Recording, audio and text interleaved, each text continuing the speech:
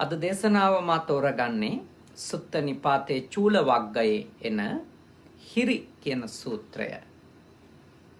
හිරි කියන වචනය ඔබ අහලා තියෙනවා ලැජ්ජාව පිළිබඳව. ලැජ්ජාව.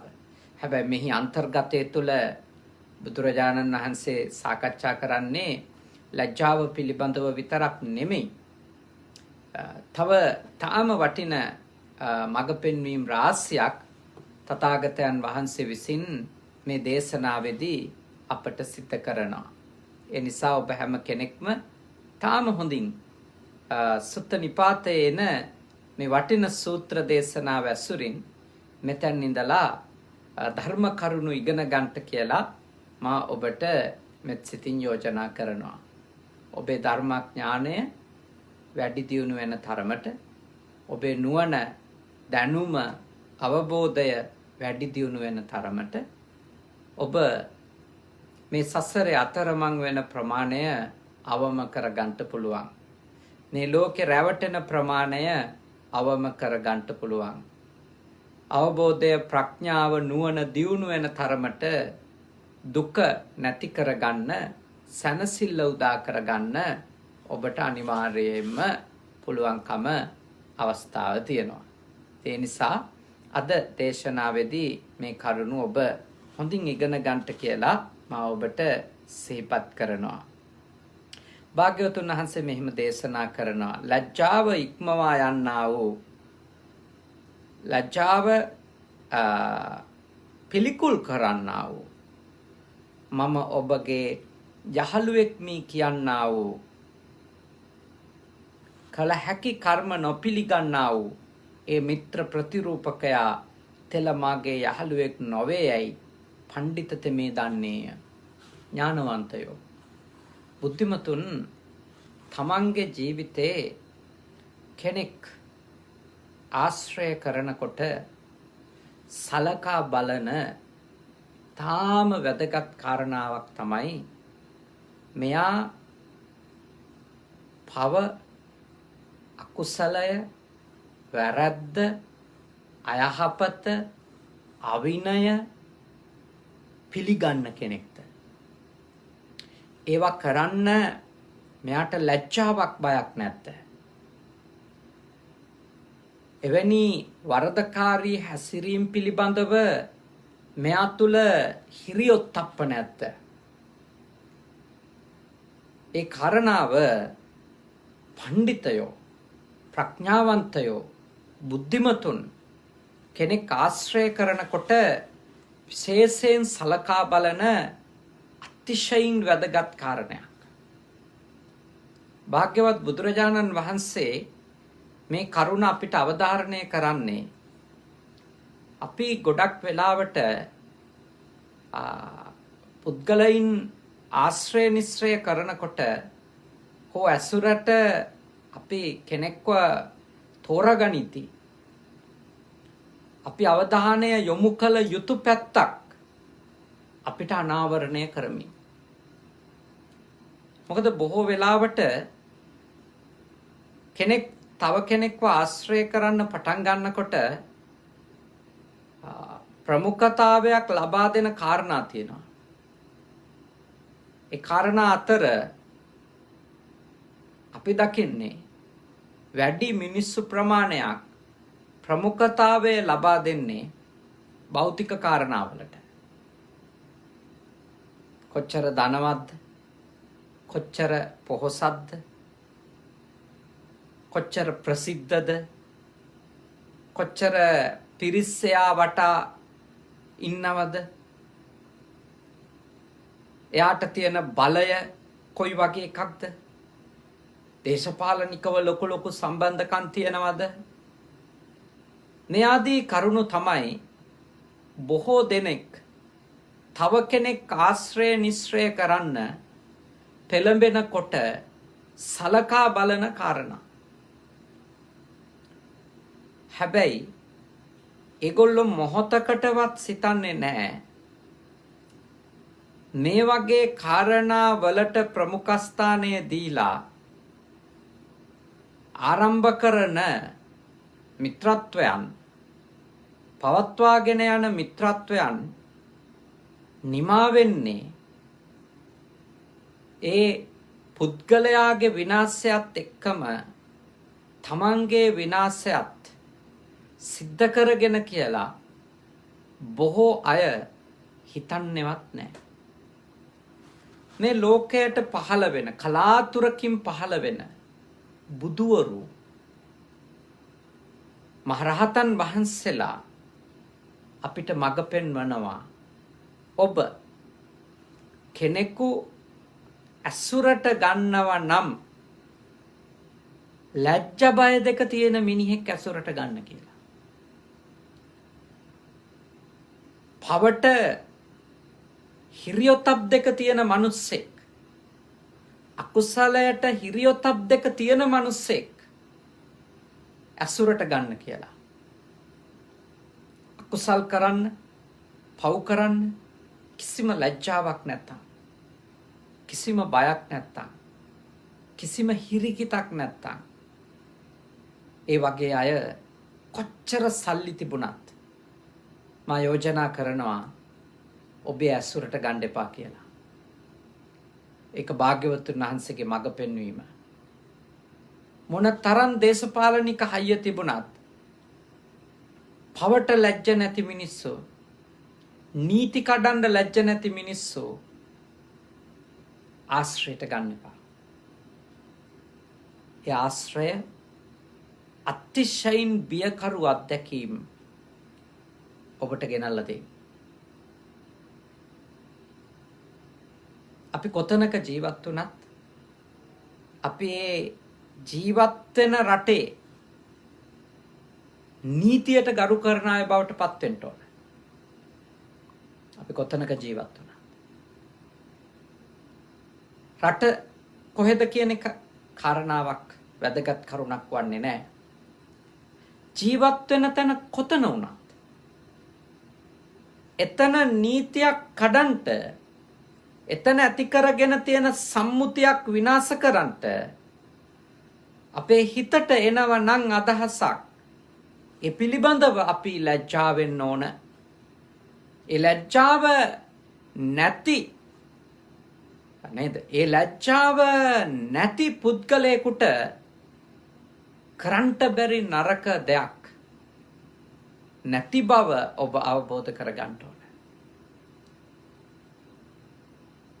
දැන් බුදුරජාණන් වහන්සේ හාමුදුරුවන් වහන්සේලාට කියලා තියෙන දෙයක් තමයි, ඔබ යම් රටකට වැඩම කරොත් ඒ රටේ නීතියට අනුගත වෙන්න කියන එක. රාජානං අනුවත්තිතුම් කියලා. ඒ කියන්නේ ඉස්සර නීතිය කියන්නේ රජ්ජුරුවනේ. පුද්ගලයානේ නීතිය උනේ. රටේ ප්‍රධානියා තමයි නීතිය. එයාගේ අභිමතය තමයි නීතිය උනේ.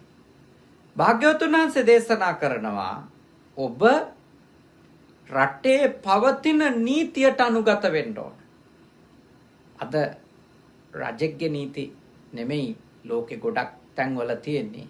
එහෙම තියෙන තැනුත් තියෙනවා. අද නීතිය කියන්නේ පාර්ලිමේන්තුව වැනි ආයතනයක් විසින් හදාගත්තු නීති තමයි තිබෙන්නේ.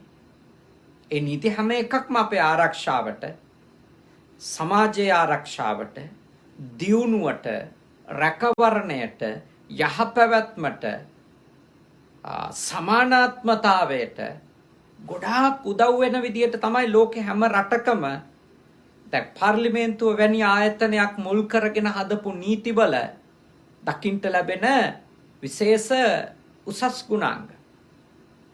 දැන් හාමුදුරුවෝ වේවා, ගිහියෙක් වේවා, කවුරුන් වුණත් තමන් ජීවත් වෙන රටේ නීතිය ගාව ඒ හැමෝම සමාන අය වෙන්න ඕන. ඒ හැමෝම සමාන අය වෙන්න ඕන.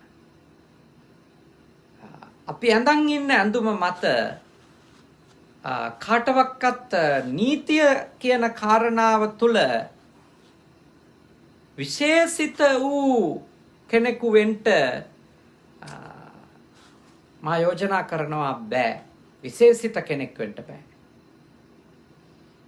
නීතිය කාටත් පොදු ධර්මයක් වෙන්න ඕන. කවුරු හරි කෙනෙක් තමන් ඇඳන් ඉන්න ඇඳුම මත, තමන් කරන රැකියාව මත තමන්ගේ පවුල මත නීතිය හෝ රීතිය හෝ සීලය හෝ ඉක්මවා යන්න එයාට ලැජ්ජ නැත්තම් ඒ වගේ අය ආශ්‍රය කිරීමෙන් වළකින්න ඕන. ඒ වගේ අයට ගොඩක් ප්‍රශ්න එනවා. ඒ වගේ අය අසුරු කරන අයටත් ප්‍රශ්න එනවා. අපි කවුරුත් හැම තිස්සෙම හිතට ගන්න ඕන අපි අසුරු කරන්නටත් ඕනේ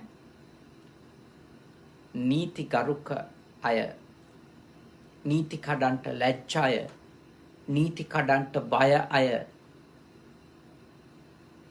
නීතියක් රීතියක් කැඩුවොත් පවක් අකුසලයක් කළොත් ඒක විපාක එනවා කියලා පිළිගන්න අය. අශීලාචාරකමට ප්‍රතිඵල එනවා කියලා විශ්වාස කරන අය. අකුසලයට ප්‍රතිඵල එනවා කියලා විශ්වාස කරන අය. වැරද්දට ප්‍රතිඵල එනවා කියලා විශ්වාස කරන අය විතරයි අපි ආශ්‍රය කරන්න ඕන. මොන පවුද, මොන අකුසල්ද, මොන නීතිද, කොහේ තියෙන වැරදිද, මොන අපායවල්ද, කොහේ තියෙන උසාවිද, එහෙම හිතන, එහෙම කල්පනා කරන අය බුද්ධිමතෝ, ප්‍රඥාවන්තයින්, නුවණැත්තෝ භාග්‍යවතුන් වහන්සේ දේශනා කරනවා තමන්ගේ යාළුවෝ බවට නම්පත් කරගන්නේ නැහැ කියලා. ඉතින් ඔබ බලන්න, ඔබ බෞද්ධෙක් නම් බෞද්ධෙක් විදියට, වෙනත් ආගමිකයෙක් නම් ඔබ මිනිස්සෙක් විදියට ඔබ ඔබේ ජීවිතේ කෙනෙක් ආශ්‍රයයට ගනිද්දී මේ පැත්ත සලකලා බලලා තියෙද කියලා. යා කොච්චර නීතිගරුක කෙනෙක්ද කියන එක සලකා බලලා තියෙද. එහෙම සලකා බලලා නැත්තම් මෙතෙන් ඉඳලා හරි ඔබ සලකා බලන්න යා කොච්චර නීතිගරුකව ඉන්න කෙනෙක්ද කියන එක. ඔබ මෙතෙක් සලකා බලලා නැත්තම් මං ආශ්‍රය කරන කෙනා කොච්චර සීලාචාරද කියලා ආයෝජනා කරනවා. ඔබ මෙතෙන් ඉඳලා හරි කෙනෙකුගේ සීලාචාර බව ගැන අවධානයක් යොමු කරන්න ළඟින් ආශ්‍රය කරනවා නම්, ගෙදරට වද්ද ගන්නවා නම්, නිතර දුරකථනයෙන් ගනුදෙනු කරනවා නම්, අනෙකාගේ ඒ නීති රීති ගැන, සීලාදී ගුණධර්ම ගැන, කුසල අකුසල් ගැන එයාගේ තියෙන පිළිගැනීම මොකක් වගේ එකක්ද කියලා බලන්න ඕන. එයාගේ තියෙන විශ්වාසය මොන වගේ එකක්ද කියලා බලන්න ඕන. මොකද එකක්වත් විශ්වාස කරන්නේ නැති මිනිස්සු ඕනම නරක වැඩක්, ඕනම අයහපත් වැඩක්, ඕනම දුසිරිතක්, අපරාධයක්, අපචාරයක් කරන්න පුළුවන්. ඉතින් අපි ඒගොල්ලොන්ගේ යාළුවෝ වෙලා හිටියොත්, ඒගොල්ලොන්ගේ ළඟම ආශ්‍රය නිශ්‍රය කරන්න උන් බවට අපිපත් වෙලා හිටියොත්, ඔබ කල්පනා කරන්න ඒගොල්ලොත් එක්ක ළඟින් ඇසුරු නිසුරු කරන්න මේ විපාකය අපිටත් භුක්ති විඳින්න වෙනවද නැද්ද? අනිවාර්යෙන්ම භුක්ති විඳින්න වෙනවා. එයාලට ලෙඩ වැටෙන වෙලාවට ඒවයේ කොටස් අපිටත් එනවා. ඒ නිසා දරුවෙකුට හරි උගන්වන්න පුංචි කාලේ ඉඳලා පුතේ කෙනෙක් ආශ්‍රය කරනකොට බලන්න එයා අඩුම දැන් සීලය වගේ දේවල් හොයනවා කියන එක ලේසි නෑනේ. හැබැයි අඩුම එයා රටේ නීතියට ගරු කරනවද? මම නම් බලන්නේ ටික සීලය බලන්න බැරි දෙයක්, සීලය හොයාගන්න බැරි දෙයක්. හැබැයි මා බලනවා මෙයා නීතියටවත් එකගයිද කියලා. මෙයා කරන්න තහනම් කියලා තියෙන දේවල් කරන්න නැති කෙනෙක්ද? කරන්න අවසර තියෙන දේවල් කරන කෙනෙක්ද? ඒක මාර්ග නීතියට අදාළව වෙන්න පුළුවන්. ඒක අපරාධ නීතියට අදාළව වෙන්න පුළුවන්. මේ විදියට මානං සලකා බලනවා සීලය ගැන සැලකිලිමත් වෙන්න බැරි වුණත් කෙනෙක් ආශ්‍රය නිශ්‍රය කරද්දී ඒක හරි අමාරු දෙයක්. මොකද පරචිත්ත විඥානෙත් නැති නිසා එවැනි ඥානයක් උතුම් නුවණකුත් නැති නිසා අනුන්ගේ අතුලාන්තය ගැන හොයාගන්න ළඟ ඉඳන් දීර්ඝ කාලයක් ඇසුරු කරන්නට වෙනවනේ. ඒ නිසා මා බලන දෙයක් තමයි මෙයා නීතිගරුකද? මෙයාගේ වැඩ වෙනුවෙන් නීතිය නමන්න සූදානම් වෙන කෙනෙක්ද? මෙයා නීතිය තමන්ගේ පැත්තට හරවා ගන්න අල්ලස් දෙන්න සූදානම් කෙනෙක්ද? මෙයා තමන්ට ඕන විදියට නීතිය අර්ථකථනය කරගන්න යන කෙනෙක්ද? ඒ ටික නම් මම බලනවා. මොකද හේතුව රටක නීති රීති ටිකවත් එකඟ වෙලා පිළිපදින්න සූදානම් නැති අය කියන්නේ ඒගොල්ලොන්ගේ අභ්‍යන්තරය ගැන කවර කතාද? ඒ ගැන කවර කතාද? නිසා ඉස්සෙල්ලම අපේ සීලාදී කාරණා එක එක ආගමෙන් ආගමට වෙනස්. මම සීලය කියලා විශ්වාස කරන කාරණා බෞද්ධ භික්ෂුන් වහන්සේ නමක් විදියට කතෝලික බැතිමතෙකුගේ සීලයට හත්පසින් වෙනස් කරුණු තියෙනවා. ඉස්ලාම් භක්තිකයෙකුගේ සීලය කියලා පිළිගන්න කරුණු වලට හාත්පසින් වෙනස් ඒවා තියෙනවා. අපි වෙනස්. අපේ සීලය පිළිබඳ විශ්වාසයන් වෙනස්. එක්කෙනෙක් පවක් කියලා පිළිගන්න දෙයක් තව එක්කෙනෙක් පවක් විදියට පිළිගන්නේ නැහැ. එක්කෙනෙක් අකුසලය කියලා පිළිගන්න දෙයක් තව එක්කෙනෙකුට ඒක ආයක නෝමල් කියලා කියනවා. ඒක සාමාන්‍ය දෙයක් කියලා. එතකොට ඒ වගේ කාරණා ගැන සැලකිලිමත් වීම හරි දුෂ්කරයි. ගොඩක් කල් යනවා ඒකට ඒවා ගැන දැනුවත් වෙන්න, විශේෂයෙන්ම මේ පුද්ගලයන්ගේ ඒ අභ්‍යන්තරික සීලාදී කාරණා. හැබැයි අපිට කොයි ආගමකට අයිති වුණත් අපි ජීවත් වෙන්නේ ලංකාවේ නම් ලංකාවේ අපරාධ නීතියක් තියෙනවා. මාර්ග නීති රීති තියෙනවා. වෙනත් කාර්යයන්ට අදාළ නීති රීති තියෙනවා. අන්න ඒ නීති රීති වලට ලෝගෝ ඇඳගෙන හිටියත්, සිවුර ඇඳගෙන හිටියත්, වෙනත් යුනිෆෝම් එකක් පොලිසිය වේවා, හමුදාවේ වේවා, එහෙම මොකක් ඇඳගෙන හිටියත් ඒ කවුරුත් යටත් වෙන්න ඕන. ඒවට එකඟ වෙන්න ඕන. ඒවට එකඟ වෙන්න ඕන. මානං මොන හේතුවක් නිසාවත් නීතියක් කඩන පුද්ගලිකව සිල් කඩා ගන්න අය සම්බන්ධව නීතියෙන් දඬුවම් කරන්න බෑ. නමුත් රටේ අපරාධ හෝ වෙනත් නීතියක් කඩනවා නම් පැවිද්දෙක්, ඒක මම කරත් වෙන පැවිද්දෙක් කරත් මට නීතිය තුළ ලැබිය යුතු දඬුවම ලැබිය යුතුයි. මම පැවිද්දෙක් නිසා විශේෂ සමාවක් ලැබිය යුතු නෑ. රටේ අපරාධ නීතිය ඇතුළු වෙනත් නීති කඩනවා නම් මගේ පුද්ගලික ජීවිතේ මට හානි කර වෙන සීලයන්හි අපිරිසිදු වීම වලට ඒකට රටේ නීතියෙන් දඬුවම් කරන්න බෑ. එහෙම නීතියක් නැහැනේ. හැබැයි රටේ පොදු නීති කඩනවා නම් ඒක පැවිද්දෙක්ද කියන කාරණාව වැදගත් නැහැ. එයාට දඬුවම් හිමි විය යුතුයි. එයා හමුදාවේ ඉන්න කෙනෙක්ද, එයා යුද්ධ කරලා තියේද, වැදගත් නැහැ. රටේ නීති කඩනවා නම් එයාට ඒ නීති කැඩීමට දණ්ඩනයක් තිබිය යුතුයි. පොලිසියද ඒක කාරණාවක් නෙමෙයි. දේශපාලඥයෙක්ද කාරණාවක් නෙමෙයි ඒක. පූජකතුමෙක්ද ඒක අදාළ නැහැ. කවුරුත් නීතියට එකඟ විය යුතුයි. නීතිගරුක විය යුතුයි. නීතිය ගාව කවුරුත් සමාන විය යුතුයි. කාටත් නීතිය තුළ සාධාරණ අගයන් ලැබිය යුතුයි. ඒක අත්‍යවශ්‍යයි. ඒවා කඩන්ඩ ලැජ්ජ නැති, බය නැති අය යාළුවෝ කරගන්න එපා. යාළුවෝ කරගන්න එපා. ළඟට වද්ද ගන්න එපා. ජීවිතේ කොටස්කාරයෝ බවට පත් කරගන්න එපා. අමාරුවේ වැටෙන එක අමාරුවේ වැටෙනවා. ඒක නවත්තන්න බෑ භාග්‍යවතුන් වහන්සේ. ඒකයි අපිට මේ දේවල් දේශනා කරන්න. ඒක නිර්ලජ්ජිත ලැජ්ජාවට පිළිකුල් කරන ඕවා මොන ප්‍රශ්නද ඕවා කරාට කමක් නැහැ කියලා තර්ක හදන ඒ අයව යාළුවෝ කරගන්න එපා. ඒක අපේ බුදුහාමුදුරුවෝ මුළු මේ ලෝකයම කෙරෙහි මහා කරුණාවෙන් දේශනා කරපු දෙයක්. හැම ලෝකවාසී සත්වයෙකුටම අතිශයින්ම වැදගත් කාරණාවක්ය.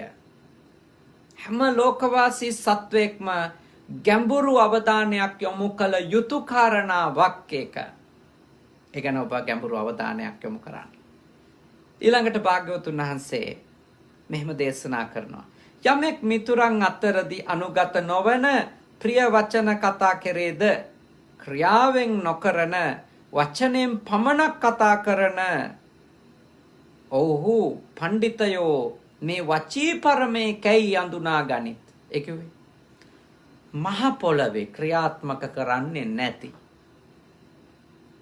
හැබැයි හොඳ ලස්සන මිහිරි තෙපුල් කියා ඉන්න අයට නුවණැත්තෝ කියන්නේ වචී පරම කියන අයහපත් පාප මිත්‍රයා කියලා. එයා අපිට කවදාවත් ඇත්තට එයා ක්‍රියාවට නංවන්නේ නැති විවිධ කතා වලින් අපිට සංග්‍රහ කරනවා. අපි කියන්නේ අලි දෙන්නම් කොටි දෙන්නම් කියලා කියනවා. දෙයක් වුණාම තමයි බලන්න ඕනේ කියලා කියන්නේ. හරියටම හරි. එහෙම අයට කියන්නේ වචී පරම කියලා කියන්නේ වචන වලින් සංග්‍රහ කරන. අපේ බුදුහාමුදුරුවෝ අපිට දේශනා කරනවා වචන වලින් විතරක් සංග්‍රහ කරන වචන වලින් විතරක් අනිත් අය සනසන්ට එන ඒ වගේ අසත්පුරුෂයෝ ආශ්‍රය කිරීමෙන් වළකින්න කියලා. ඒ වගේ අසත්පුරුෂයෝ අසුරු කිරීමෙන් ඔබ වළකින්න. ඒ වගේ අය ජීවිතෙන් දුරු කරගන්නට. මොකද ඕනම කෙනෙක් 3-4 මාසයක් සිහි කල්පනාවෙන් ආශ්‍රය කරනකොට අපිට ඒ වගේ කාරණා නම් අඳුන ගන්න පුළුවන්. මොකද හේතුව දැන් අපිට මුලින් ආශ්‍රයයට හමු වෙච්ච ගමන් ආශ්‍රය ආරම්භක අවධියේදී විවිධ කතා පවත්වන අය ඉන්නවනේ. විවිධ කතා කියන අය. මම මෙහෙම මෙහෙම කරන්න මට පුළුවන් මේ විදියට උදව් කරන්න මේ දේවල් මට ඔයා වෙනුවෙන් සිද්ධ කරන්න පුළුවන් මෙහෙම විවිධ කතා කියන අය ඉන්නවා. ඒ කතා අහන් ඉන්න. හැබැයි ඒ අහන් ඉන්දියට මදි. ඔබ සිහිනුවණින් නිරීක්ෂණය කරන්න ඒ කියපු කතාවලට අදාළව ඔබේ ජීවිතේ ප්‍රශ්නයක් ආපු වෙලාවට නේ ඔබේ ජීවිතේ ප්‍රශ්නයක් ආපු වෙලාවට ඒ පුද්ගලයෝ ඇත්තටම ඔබත් එක්ක ඉන්නවද කියලා නේ ඇත්තටම ඔබත් එක්ක ඉන්නවද කියන එක ඔබ හොඳට නිරීක්ෂණය කරන්න. මොකද බොහෝ දෙනෙක් වචන වලින් විවිධ සංග්‍රහයන් අපට සිද්ධ කරනවානේ. විවිධ සංග්‍රහයන් අපිට සිද්ධ කරනවා. ඉතින් සමහරු කියනවා අනේ සාන්නහංස මම මේවා කරන්න හීනකින්වත් හිතපු දේවල් නෙමෙයි. ඒත් මම කරේ මගේ යාළුවා කිව්වා ඕන දෙයකට ඉන්නවා. යාට මේ විදියට මේ වගේ දේවල් කරද්දි ප්‍රශ්නාවත් උදව් කරන්න පුළුවන්. රැකවරණය දෙන්න පුළුවන්. මම බලා ගන්නම්. හැබැයි අද ටෙලිෆෝන් එකට ආන්සර් කරන්නේ. දැක්කම අහක බලන් යනවා. මේ ප්‍රශ්නේ පැන නැගිච්ච වෙලාව ඉඳලා එයා මග හරිනවා. එහෙම අත්දැකීම් තියෙන අය කොච්චරනම් ඇත. මාත් එක්ක කොච්චරනම් මිනිස්සු ඔය වගේ දේවල් මම ලංකාවේ වැඩ ඉන්නකොට මා මුණ ගැහුණු මිනිස්සු මාත් එක්ක කියලා තියෙද. ඒ වචී පරම වචනයෙන් සංග්‍රහ කරන ලස්සන කතා කියන ඒගොල්ලොන්ගේ ලොකුම දක්ෂකම තමයි ලස්සන කතා කියන්න පුළුවන්. සුන්දර කවි කියන්න පුළුවන් අය ඒගොල්ලෝ. හොඳ කතා, හොඳ කවි, හොඳ සීපද. අපි මුසපත් වෙනවා ඒ කතාවලට. ප්‍රශ්නයක් ඇත්තට වුණාම ඇත්ත අර්බුදේ ආවම තමයි කී දෙනෙක් ඒ වගේ අය ඇත්තට අපිත් එක්ක ජීවත් වෙනවද කියලා හොයාගන්න පුළුවන්. ඇත්තටම ඔය ගොඩාක් අය හරි බයයි Tamanට නරක කාලයක් උදා වෙනවට නේ. Tamanට අයහපත් කාලයක් උදා වෙනවට. Tamanට අවාසනාවන්ත කාලයක් උදා වෙනවට බොහෝ දෙනෙක් බයයි. ඒත් මතක තියාගන්න. වචී පරමලාගේ ස්වභාවය අවබෝධ කරගන්නට නම් වචී පරමලාගේ ඇති හැටියෙන් අඳුන ගන්න නම් අපිට කරදර කාලයක් එන්නම ඕන.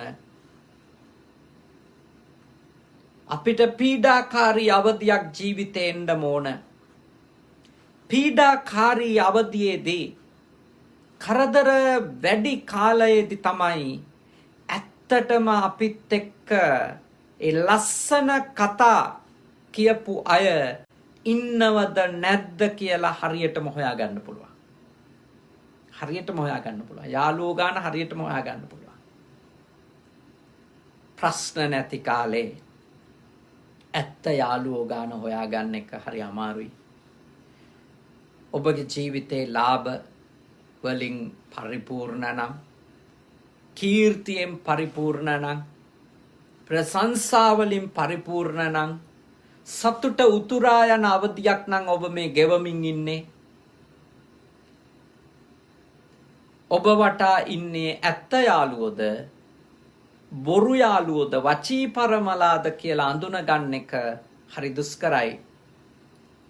මොකද ඇත්ත මිනිස්සු එළියට එන්නේ අර්බුදයේදී. අර්බුදයේදී තමයි ඇත්ත මිනිස්සු එළියට එන්නේ. මිනිස්සුන්ගේ ඇත්ත ගතිය එළියට එන්නේ අර්බුදය වෙලාවට. ඒ හින්දා භාග්‍යවතුන් වහන්සේ දේශනා කරනවා වචී පරම කියන වචනෙන් පමණක් සංග්‍රහ කරන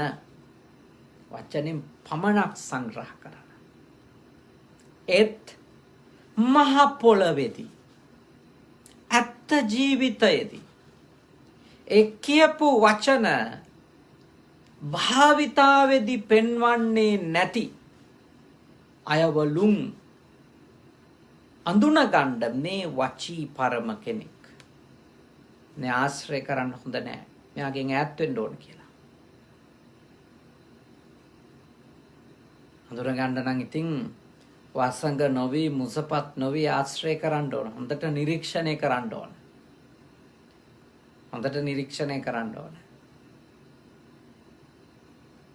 මොකද අපි කිරි එකක් ගත්තම අපි බලනවා එක්ස්පයර් වෙන්නේ කවද්ද කියලා. ටොෆි එකක් ගත්තොත්, චොක්ලට් එකක් ගත්තොත් අපි බලනවා එක්ස්පයර් වෙන්නේ කවද්ද. මොකද ඒක භුක්ති විඳොත් බඩේ කැක්කුමක් එන්න පුළුවන්. ඒත් අපි කිසි වග විභාගයක් නැතුව බඩේ කැක්කුමක් නම් දවස් දෙකක් තිබිලා ඉවර වෙයි. ඒත් අපි කිසි වග විභාගයක් නැතුව මුළු ජීවිතේම කාබාසිනියා කරලා දාන්න පුළුවන් අසත්පුරුෂයෝ කිසිම වග විභාගයක් නැතුව ආශ්‍රයට ගන්නවා. මුළු ජීවිතේම බවට පත් කර ගන්නවා. අනිත් කලින් ඉඳපු ඔය අය ආශ්‍රය කරන්න එපා, පොඩ්ඩක් කල් ගන්න, පොඩ්ඩක් හිතන්න, ඉක්මන් වෙන්න එපා කියලා උපදෙස් දෙන්න ආවොත් එහෙම කවුරු හරි කෙනෙක් එහා තරහකාරයෙක් විදියට සලකනවා. එයා වැඩ කරන්නෙක් විදියට සලකනවා. සලකලා අර වගේ අසත්පුරුෂයෝ මුළු ජීවිතේම බවට පත් කරගෙන පස්සේ අඬා ජීවත් වෙන අය ඕනෑ තරම් මට නම් හමු වෙලා තියෙනවා. ඕනෑ තරම් 31 අවුරුද්දක් වන මේ පැවිදි ජීවිතේ බොහෝ අය හමු වෙලා තියෙනවා. එහෙනම් ඔබට අත්දැකීමෙන් කියන්නේ ප්‍රත්‍යක්ෂයෙන්මයි කියන්නේ ගොඩාක් කල්පනාකාරී වෙන්න. ගොඩාක් කල්පනාකාරී වෙන්න. මොකද ඒ කල්පනාකාරී බව, ඒ ඥානවන්ත බව, ඒ දැනුවත් බව නැතුව ජීවිතේට අපි පුද්ගලයෝ ලං කරගත්තොත් ගොඩාක් ප්‍රශ්න වලට අපිට මුහුණ දෙන්න සිද්ධ වෙනවා. ඊළඟ කාරණය භාග්‍යවතුන් වහන්සේ දේශනා කරනවා සමහර අය ඉන්නවා තමන්ගේ යහළුවාගේ සම්බන්ධකම් වල ભેදයම ප්‍රාර්ථනා කරන අය. කියන්නේ තමන් ආශ්‍රය කරන යාළුවෝ අනිත් අයත් එක්ක රණ්ඩු වෙනවට ආසයි ඉන්නවා. ભેදයම පතන අය. ඔබ එහෙම කෙනෙක් වෙන්න එපා. එහෙම අයවලුන් ආශ්‍රය කරන කෙනෙක් වෙන්නත් එපා. මොකද මම කල්පනා කරලා තියෙනවා ඇයි ඒ කියලා. එහෙම මිනිස්සු ඇයි එහෙම කියන්නේ තමන් සම්බන්ධකමක් කෙනෙක් එක්ක පටන් ගත්ත දවස් ඉඳලා එයාගේ ප්‍රධානම කාර්යභාරය තමයි එයාට ඉන්න අනිත් සම්බන්ධකම් ටික ඉවර කරලා දාන එක. මා ඔබට යෝජනා කරනවා ඔබ හොඳට බලන්න යම්කිසි කෙනෙක් ඔබේ ආශ්‍රයයට වැටිච්ච දා ඉඳලා නිතරම එක එක්කෙනාගේ දුර්ගුණ ගැනම මතක් කර ඔබේ ඔළුවට විස පුරවමින් ඉන්නවද කියලා පොඩ්ඩක් එක බලන්න.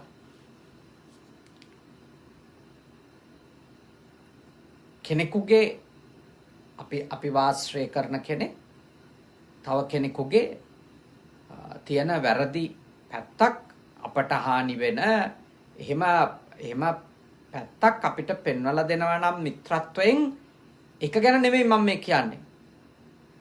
හැබැයි සමහර අය ඉන්නවා සීමාවක් නැතුව හැම වෙලාවකම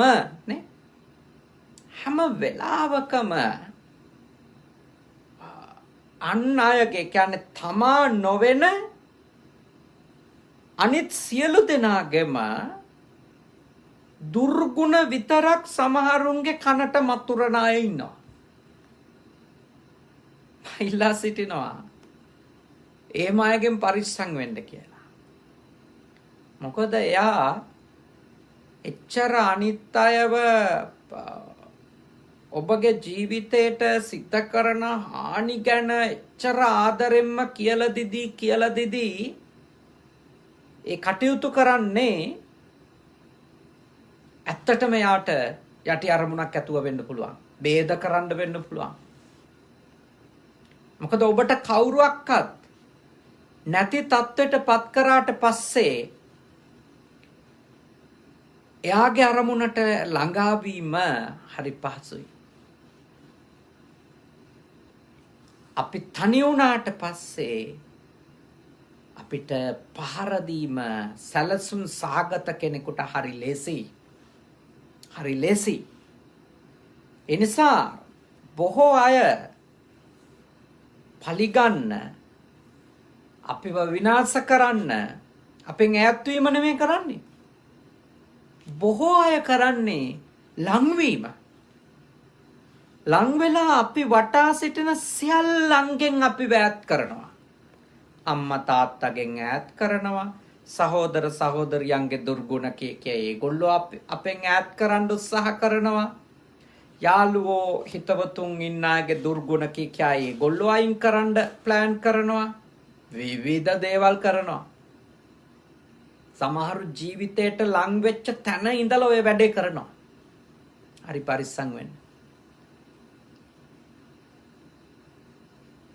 හරි පරිස්සම් වෙන්න. හොඳට තේරුම් ගන්න මෙයා ඇයි මේ හැමෝගෙම දුර්ගුණ කියා මගේ ගාව එයා යහපත් කෙනෙක් ලෙස පෙනී සිටින්නේ ඇයි එයා? මොකක්ද එයාගේ සැලැස්ම? හිතන්න ගොඩක් වෙලාවට අපිට වෙන්නේ ඕක නෙමෙයි. අපිට හිතෙන්නේ ওই පැත්ත නෙමෙයි. මේ මොකක් හරි වෙන ඇජෙන්ඩා එකක් යනවද කියලා නෙමෙයි අපිට හිතෙන්නේ. දැන් තමයි නියම කෙනා හම්බුනේ. දැන් මම හොඳම තැනට යයි. මේ මං ඉඳලා තියෙන්නේ මොන රැලක් එක්කද? කොහොම තමයි අපිට හිතෙන්නේ. මා යෝජනා කරන ගොඩක් පරිස්සම් වෙන්න මේ ලෝකේ අපි ගාවට එන සුන්දර වචන කියන මිනිස්සු අපි හිතන තරම් සුන්දර නෑ. අපි හිතන තරම් සුන්දර නෑ. අපිට ගැලවෙන්න බැරි තරම් ආගාධවලට ගොඩ එන්න බැරි තරම් වලවල් වලට අපි වැදලා දාන්න ඒ ලස්සන කතා ඇතුලේ අපිට අතිශයින් හිතවත් බව පෙන්වන ඒ අයවලුන් දවසක ක්‍රියාත්මක වෙන්න පුළුවන්. ගොඩක් පරිස්සම් වෙන්න. ගොඩක් පරිස්සම් වෙන්න. ඊළඟට භාග්‍යවතුන් වහන්සේ දේශනා කරනවා යම් කිසි කෙනෙක් යාළුවගේ සිදුරුම හොයනවා නම් දැන් සමහරව ඉන්නවා යාළුකම කරනවා හැම තිස්සෙම යාළුවගේ සිදුරු හොයනවා. දැන් අනිත් අයත් එක්ක බිඳවිල්ල කරන අයගේ ස්වභාවය එකක්. තව අය ඉන්නවා ලං වෙනවා. ලං වෙලා හැම තිස්සෙම කියන්නේ අඩුපාඩු, දුර්වලකම්, වැරදි, කට ඇරියොත් වැරද්දක් විතරයි. ඇත්තට මේ කියන දේවල් අතරතුරේ ඔබේ හෝ මගේ වැරදි අඩුපාඩු තියෙන්න පුළුවන්. වැරදි අඩුපාඩු නැති කෙලෙස් සහිත අය ඉන්න විදියක් නැහැනේ. රහතන් වහන්සේලා අර අනිත් සියලු දෙනාගෙම බුදුවරු පසේ බුදුවරු අර උතුම් මාර්ගඵලලාභීන් නොවන හැම කෙනෙකුගේම වැරදි අඩුපාඩු තියෙනවා. හැබැයි සමාවෙන් යම් කිසි කෙනෙක් ජීවිතයේ තමන් ලං වෙලා ඉන්න ගමන් හැම තිස්සෙම කරන්නේ අනෙකගේ ජීවිතයේ තිබෙන වැරදි පැත්ත විතරක් දකිමින්, අඩුපාඩු පැත්ත විතරක් දකිමින්, දුර්ගුණ විතරක් දකිමින්, කළු ධර්ම විතරක් දකිමින් නිතරම ඒ සිදුරු ටිකම මතු කර කර පෙන්නන එක නම් ඒ වගේ අය යහපත් යාළුවෝ නෙමෙයි. මොකද යාලා අපේ ඔළුවට දානවා තාම නිෂේධනීය සිතුවිලි අපි ගැන. අපිට අපි ගැන ලොකු හීනමානයක් ඇති කරනවා. එයාලා කොයි වෙලාවකවත් අපේ තියෙන මේ පොසිටිව් දෙයක්, අපේ තියෙන සාධනීය දෙයක්, අපේ තියෙන ලස්සන දෙයක්, අපේ දක්ෂකමක්, අපේ යහපත් දෙයක්, අපි කරන උතුම් දෙයක් මතු කරන්නේ නැතුව ළඟ ඉඳන් හැමදාම කරන එකේ අඩුවක් කියනවා. කරන එකේ තියෙන අවලස්සන පැත්ත ගැන විතරක් කියනවා. දෙයක් කියපු ගමන් ඒකේ තියෙන අඩුව ගැන විතරක් කියනවා. ඒ වගේ අය යහපත් මිනිස්සු නෙමෙයි. අඩුවක් පාඩුවක් කියලා දෙන එක, වැරද්දක් කියලා දෙන එක ප්‍රශ්නයක් නැහැ. හැබැයි හැම තිස්සෙම එයා අල්ලන්නේ අපේ වැරදි කෝණය විතරයි නම් අපි කරන දෙයක, කියන දෙයක, සිතුවිල්ලක හැම තිස්සෙම එයාට පේන්නේ වැරද්ද විතරයි නම් මතක තියාගන්න ඒ වගේ මිනිස්සු දිගටම ආශ්‍රය කරොත් එහෙම ඒ වගේ නිෂේධනීය අදහස් විතරක් අපේ ඔළුවට දාන මිනිස්සු අපේ ඔළුව කාලා දානවානේ.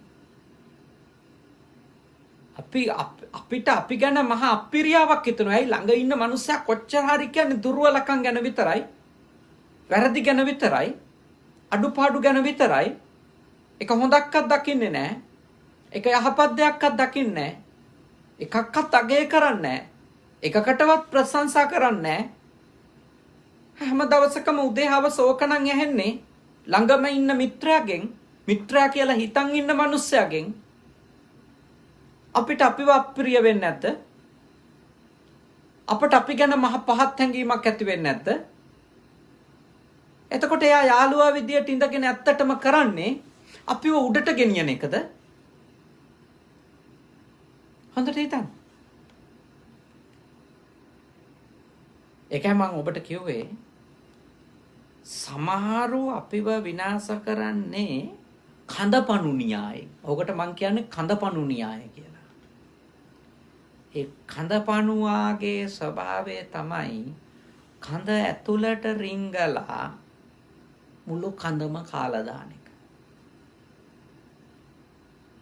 ඇතුළට රිංගලා හිටියම හරි ලේසි ඉවර කරන්න. පේන්නේ නැණි. පිටින් ඇවිල්ලා කොටන කොට්ටෝරුව විතරනේ පේන්නේ. ඇතුලෙන් කඳ ඇතුලෙන් ඉඳගෙන කඳ ඇතුලෙන්ම කාගෙන ගිහිල්ලා අන්තිමට පිට පොත්ත විතරක් ඉතුරු කරලා එක හුළඟකින් ඔක්කොම කඩාපාත් වෙලා යන මට්ටමට පත් කරන ඒ භයානක කඳපණු වර්ගයේ මිත්‍රයෝ ඉන්නවා. ඇතුලේ ඉඳන් කන්නේ ඔළුව. ඒගොල්ලන්ට පුළුවන් අපිව සම්පූර්ණයෙන්ම විනාශය කරගෙන යන ළඟ ඉන්න මිනිහෙකුට කරන්න බැරි දෙයක් නෑ ළඟින් හිටගත්තට පස්සේ. මොකද අපි සැක හිතන්නේම නෑනේ. මොකද ඕන දෙයකට දුවන් එනවා පැනගෙන නටාගෙන දඟලගෙන හැමදේම කරන්න ඉදිරියට පයින්න. හැබැයි එයා තමයි හිමින් අපේ ඔළුවට දාන්නේ සම්පූර්ණයෙන්ම අපේ දුර්වල පැති, අපි කිසි කමකට නැති, හැකියාවක් නැති. එයා අපිට කිසිම දෙයකට අත ගහන්න දෙන්නේ නැහැ සමහරලාට. අපි හැමදාම එක තැන. ඇයි මොනවා කරන්න කියත් බය කරනවා. කරන්න එපා. ඔයාට ඕක බෑ. ඔයා කොහේ කරන්නද? ඔයාගේ හැටි මම දන්නේ නැද්ද? එතකොට බැලුමට පේන්නේ කොච්චර ආදරේද වගේ. හැබැයි යා කරන්නේ අපේ ජීවිතේ හැම තිස්සෙම දුර්වල පැති විතරක් මතු කර උලුප්ප අපිට පෙන්නනවා කණ්ණාඩියක් වගේ. අපිට හැමදාම පේන්නේ මේ පැත්ත විතරයි අපේ. එතකොට අපිට අපි ගැන අගයක් නැති වෙනවා. ඊළඟට අපිට අපි ගැන ගෞරවයක් නැති වෙනවා. ඒ කවදාවත් ළඟම ඉන්න අය අපිව ප්‍රශංසා කරන්නේ. අපි හොඳක් කියන්නේ. අපි කරන දේක ලස්සනක් දකින්නේ. අපි කරන ක්‍රියාවක කරන කතාවක තියෙන යහපත් බව දකින්නේ. ප්‍රශංසාවක් වර්ණනාවක් මුකුත් නැහැ. හැම තිස්සෙම අර ටික විතරක් කියනවා. මම ඔබට සී කරනවා එළියේ ඉඳන් පහර දෙන හතුරොන්ට වඩා ළඟ ඉඳන් ඔළුව කන මිතුරෝ භයානකයි. හොඳට තේරුම් අරන් ජීවත් වෙන්න. ගොඩක් අයට වැරදිච්ච තැන් තවමත් ගොඩක් අය මේ යථාර්ථය මෙහිම මිත්‍රයෝ වගේ මෙහිම අය ඉන්නවා කියන එක තේරුම් නොගැනීමේ භයානක විපාකය මේ මොහොතෙත් විඳින අය ඉන්නවා. ඒකයි ඔබට මේ භාග්‍යවතුන් වහන්සේ හිරි සූත්‍රයේ සුත්ත නිපාතේ කුද්දක නිකායේ මේ වටින සූත්‍රය ඇතුලේ තියෙන කරුණු මම ඔබට සරලව, ඉතාම සරලව ඔබට කියලා දෙන්නේ. ඒකයි මේවා තේරුම් ගන්න.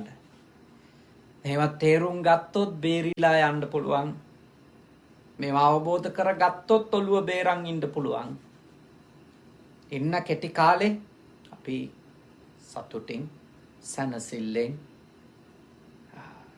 හොඳට ඉන්න ඕන. ඇයි අපි කාටවත් අපේ ඔළුව කන්න දෙන්නේ?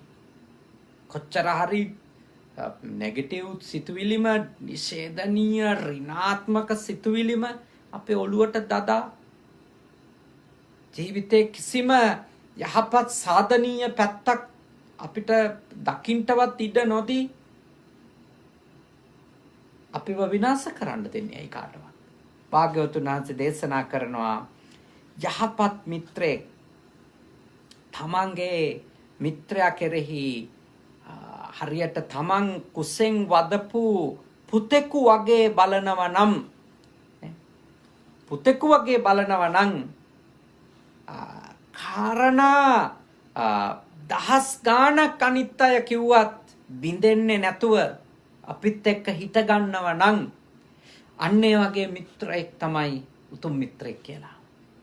කිව්වා අපිට අනුකම්පාව, අපිට ආදරය, සෙනෙහස, බලා ගැනීම, රැකවරණය, අගය කිරීම ලබා දෙනවා නම් එයා සැබෑ මිත්‍රයෙක් කියලා භාග්‍යවතුන් වහන්සේ දේශනා කරන්නේ. සැබෑ මිත්‍රයෙක් කියලා.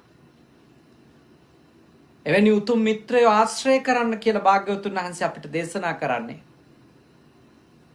සුත්ත නිපාතේ හිරි සූත්‍රයේදී එවැනි මිත්‍රයෝ මහ භාග්යක්. දරුවෙකුට වගේ බලනවා නම් අපි ගැන, ආදරය කරනවා නම්, අනුකම්ප කරනවා නම්, කවුරු මොනවා කිව්වත් කලබල වෙලා අපි ගැන සිත බිඳව ගන්නේ නැතුව විමසිලිවන්තව, ඉවසිලිවන්තව කටයුතු කරනවා නම් එවැනි උතුම් මිත්‍රයෝ ආශ්‍රය කරන්නට කියලා තමයි අපිට භාග්‍යවතුන් වහන්සේ මඟ පෙන්වලා තියෙන්නේ. ඉතින් මා ඔබට යෝජනා කරනවා ඔබට පුළුවන් මේ සූත්‍ර දේශනාවේ තවත් බොහෝ අන්තර්ගත ධර්ම කාරණා තියෙනවා. ඔබ හැම කෙනෙකුටම පුළුවන් එවැනි උතුම් ධර්ම කරුණු මේ සූත්‍රය ඇසුරින් තව ඉගෙන ගන්න. හිරි සූත්‍රය, මේ සූත්‍රයේ තියෙන සුත්ත නිපාතේ, සුත්ත නිපාතයේ තියෙන කුද්දක නිකාය කියන ග්‍රන්ථ 15ට අයිති එක ග්‍රන්ථයක් තමයි සුත්ත නිපාතය. ඒ සුත්ත නිපාතයේ චූල වග්ගයේ තියෙන හිරි සූත්‍රය අරගෙන කියවන්න. හරිම ලස්සන මඟ පෙන්වීම. මේ ඔබේ ජීවිතය ලස්සන කරගන්න, ආලෝකවත් කරගන්න, ඵලදායි කරගන්න, උතුම් නිවන නැමැති උතුම් ക്ഷേම භූමියට පැමිණෙන්න ඔබට බොහෝ උපකාරවත් වෙන මඟ පෙන්වීම මේ සූත්‍රයේ තියෙනවා. ඔබත් එක්ක එයින් වටිනම උතුම්ම කරුණු කීපයක් තමයි මේ සාකච්ඡා කළේ. ඉතින් අද දවසේ මේ උතුම් සද්ධර්ම දේශනාව සඳහා දායකත්වය ගත්තේ කැනඩාවේ සහ ලංකාවේ ජීවත් වෙන අපේ සදහැවතුන් පිරිසක්. ඒ ප්‍රියනෝනා මහත්මිනිය සම්බන්ධීකරණය කළ එතුමියගේ පවුලේ අය වෙනුවෙන් නාලක පිරිස් මහත්මයා ඇතුළු පින්වත් පිරිස, දමයන්ති රාජපක්ෂ මහත්මිය ඇතුළු පවුලේ පිරිස, ඒ වගේම අරුණී එබ්‍රහන් මහත්මිය ඇතුළු පවුලේ පිරිස අද පින්කමට දායක වුණා. රැස්වුණු සියලුම පින් කුසල් අපි අනුමෝදනා කරමු දෙවියන්ට. දෙවියන්ගේ ආශිර්වාදය, ආරක්ෂාව, බැල්ම, ශක්තිය විශේෂයෙන්ම පෙබරවාරි 10 වෙනිදා ඊයේ 83 වන ජන්මදිනය සමරපු ආදරණීය පියාණන් SD රාජපක්ෂ පියාණන්ට සියලු දෙවියන්ගේ ආශිර්වාදයෙන් නිදුක් බව, නිරෝගී බව, සුවපත් බව, චිරජීවනයේ ලැබේවා. අද ජන්මදිනය සමරනවා සනායා දුවනිය, සනායා පීරිස් දියණිය. ඒ දියණියටත් 5 වෙනිදා අවුරුදු 50 සම්පූර්ණ කරා නිලන්ත මුතුනායක සොහොයුරා. ඒ අයට වගේම මේ අම්මා තාත්තලාගේ නම් ලියලා තියෙනවා. මම කැමතියි ඒ නම් කියන්ට. KG කල්යාණවති මාතාව, අශෝක පීරිස් පියාණන්,